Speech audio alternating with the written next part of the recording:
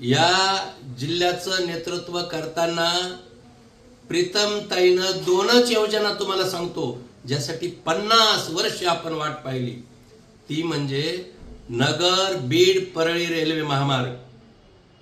अहो लक्षात घ्या, माननीय पंतप्रधानाच्या एका फोनवर 2800 कोटी रुपये पंकजाताईच्या मार्गदर्शनाखाली प्रीतमताईने मंजूर करून आणलेले.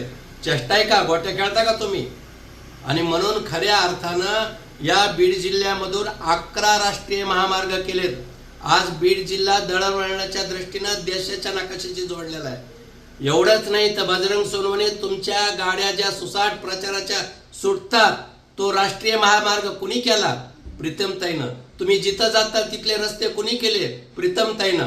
आणि म्हणून बीड जिल्ह्यामध्ये केवळ राष्ट्रीय महामार्ग नाही, ग्रामीण रस्ते असतील, मुख्यमंत्री सडक योजना असेल, हे सर्व आदरणीय पंकजाताईच्या मार्गदर्शनाखाली प्रीतमताईनं पूर्ण केलेलं आहे. आणि म्हणून तुम्ही थोडी जनाची मनाची पाळली पाहिजे की प्रीतमताईनं विकासाचं काही केलंच नाही, काहीतरी बोलायचं म्हणून बोलायचं आणि प्रचारात मनोरंजन करायचं, एवढ्यापुरतं तुमचं असेल तर ठीक आहे. पण वैचारिक आधार असलेल्या प्रश्नावर तुम्ही बोललं पाहिजे.